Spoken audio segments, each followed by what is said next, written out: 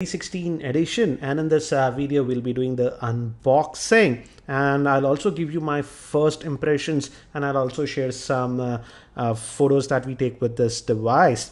So just stay tuned for that. More than unboxing in this video, because I have no plans to do in-depth review for this device. And here it says that it is having this turbo speed technology, and according to the press material that Samsung has said, it says that it loads the apps 40% faster. So the phone should not theoretically slow down. And it also has the edge spike mode and this new feature called Smart Glow, which it has a ring here on the back which glows, so that's something new. And on the back it says that it's having a HD Super AMOLED screen. That's a 720p screen. We also have ultra data saving mode, and we also have apart from 4G we also have VoLTE, so it should work with Reliance also. And sadly it just has 8 gigabytes of internal storage, but we have a SD card slot. So a pretty basic device. And regarding the pricing, the price quoted on the box is 10,200, but this product will retail for around 9,750 in India. And I feel for the specs what it offers, the price is certainly on the higher side in my frank opinion, because it's having the Spectrum processor, which is not that impressive, I would say, and considering the price, almost 10,000 rupees. So let me just open this seal and let's have a look at this device itself now. And it comes out, and it is having a 5-inch screen, and we got this in silver color, as you can see. Let me take out the protective plastic, and the back is plastic, guys. As you can see, let's see that hollow thing, it's plastic. And we'll come to this handset a bit later. And we have the quick start guide and stuff. We also have what do you say, USB cable. We also get a headset, so they have included, it's the basic headset, not in-ear type. And we also have the power brick, which is a 1 amp power brick, and it's supposed to have a 2600 milliamp hour battery. So this is the battery that we get. So here is the handset, and again, as I've told you, the back is plastic. We have this new pattern over here, should give a decent grip, because this is really slippery plastic that we have. And again, that design pattern, but it's not metallic. As you can see, it's completely plastic made, and this just comes out, and it's a dual SIM device, one over the other. Sorry, one SIM one will go over here. We can also add a micro SD card up to 128 gigabytes, and a secondary SIM will go over here. Let's just quickly pop in the battery, and let's try to, again, let's look, they call this LED ring or something. That is the new thing that Samsung was touting about. But again, the build quality is too much plasticky, I would say.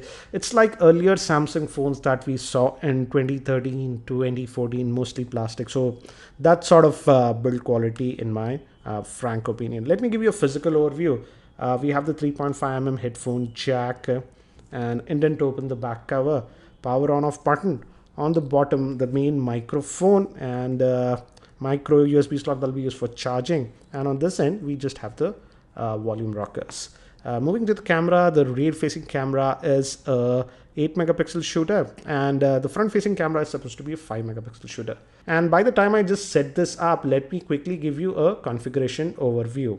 This Galaxy J2 2016 edition is powered by the Spectrum SC88030 processor, which is a 1.5 GHz quad-core processor. It has the Mali 400 MP2 GPU. It has 1.5 gigabytes of RAM. The screen is a 5-inch 720p Super AMOLED screen. It's a dual SIM device with VoLTE and 4G support. It also has a micro SD card slot. It has 8 gigabytes of internal storage. Moving to the camera, it has a 8 megapixel rear facing camera and a 5 megapixel front facing camera. It also has FM radio, and the battery is a 2600 milliamp hour battery. So now I've used this device for a couple of hours, and I have to say again, as expected, the basic sensors are sort of missing. No haptic feedback, no auto brightness and stuff like that. And we have these quick toggles, and the new thing with this device is that we have that new feature called Smart Glow, and it also has that S bike feature, and that Smart Glow that the Samsung is talking. So this is the smart glow option, and it's nothing but a LED ring over here. It's multicolored, so you can actually customize it. They also have an app, but again, I don't like the overall processor's performance on this device, because if you notice, even the app tray, it is slightly a little bit on the laggier side. Again, it does not have even the basic sensors like auto brightness, haptic feedback, and anything. I'll show you the sensors later on, but you notice some minor lag that I've been noticing in the UI also. And when you do browsing and stuff, for example, like this is the Samsung's own browser, and if you have multiple tabs, it was sometimes taking a little bit of lagginess between the animations. As you can see, it's choppy, and it's sad to see that it's been just an hour now, and it's a little bit of lag that I'm noticing. I just can't imagine how would be the performance after a month or 2-3 months of usage. Again, no auto brightness, so you have to manually adjust the brightness. Good thing is the display quality is fine. It's a 720p display again, so that's a nice thing. But again, this flickering you're noticing, that's because of the brightness thing. Don't worry, let me just try to fix that. It's my camera. Yeah, that's sort of fixed, I would say. The screen quality is nice, viewing angles are nice. It's an AMOLED device, and as I was talking about, what is that app? The Smart Glow app, which is this ring. By default, it is switched on. You can switch it on, and you can customize it for alerts, or even some apps, and you can also set your favorite contacts over here. So if you just pull down your contact, and you can set it up a color. For example, let's say if I bring this contact over here, and I can assign a color to it, let's say blue, I'll assign it, and I press it done. So whenever this person calls up, this will glow in blue color. But I don't see a practical use of this, because generally we keep our phones like this and it'll be down. So to use that feature, you have to actually put the phone like this. So that is one thing, but again, it's sort of customizable, so you can add apps also to this one. It's not just your contacts, as you can see, apps, but not all of the apps, only a selected few apps that are allowed to be put on, so you can customize that. So that's priority alerts, and we can also set up usage alert. For example, let's say if you want the battery meter, for example, I've set it to 35%. After that, this ring will glow in red color. So that sort of gives you an idea, like you're on low battery, you can customize this. So nice thing is that Samsung is allowing us to customize. You can also set up toggles for data and even for storage. For example, if the storage is low, you can set this. So these are some of the things that are there. And also I would say you can also use it with this camera. Again, the camera performance I thought would be good. It's a 8 megapixel shooter, but let me quickly just show you one feature. This is the standard interface that we get. Again, it has the tap to focus and stuff, but it's slow to focus. But we have this new mode. If you just press this mode button for a couple of seconds, you can take a rare selfie. As you can see, it's glowing, and it'll take a snap. So if you're not aligned, it'll like show you, and then it takes the snap. For example, just took this snap, as you can see. So this is a convenient feature, I would say. The selfie, it just guides you, and when all glow, and it takes a second and takes the snap. So I like that feature, but again, the quality of the pictures, as you can see from the sample shots, is simply not that great. The pictures come out to be too grainy, a lot of noise in the picture, especially if you shoot an indoor lighting condition. So again, the camera also was not that great in my opinion. I had more expectations because of the 8 megapixel camera. I also did some gaming with this device. As you can see, I played this game called Unkilled, and it was sort of of playable, but there was some noticeable lag on this device. So again, this is not a heavy game, so I would not suggest this device for heavy gaming. And also the internal storage is actually pretty low on this device, so it's not a good idea for heavy gaming. Also, let me actually show you the internal storage that we get.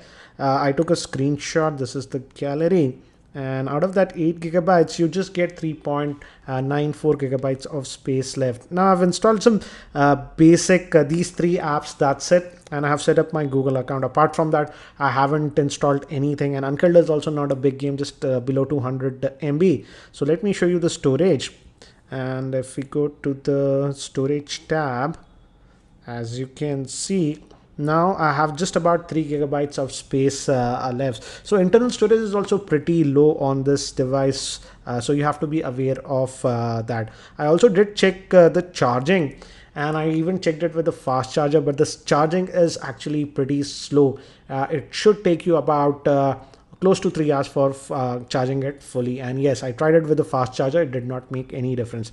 The only good thing that I've noticed with this device, and this TST what Samsung is talking about, is that some of the apps actually do load quickly. For example, the dialer, the contacts app, actually they load quickly. And also, when many of the Samsung phones, the gallery app used to take a lot of time, that is not the case here. The gallery app actually loads pretty quickly. But still, considering the overall performance of this device, the lag that I'm noticing in the UI and with browsing and stuff, if you open multiple tabs, I feel it's a sort of underpowered device. And definitely for the price that it's commanding, that is about 9,750, I feel it's way overpriced. I feel if you still want a Samsung device, just hold on and wait for the price of this device to drop down. I would say 7,500 or something might be a decent buy, but again, you will notice some lag with this device. And also, I simply do not like the build quality. The build quality is extremely plasticky and sort of feels cheap. So simply speaking, I simply cannot recommend this device. So guys, that's it for now for the unboxing and hands-on overview for the Samsung Galaxy J2 2016 edition. I hope you found this video helpful. If you found it helpful, I'll appreciate if you can click the like button. And if you're not subscribed to my YouTube channel, hit that subscribe button.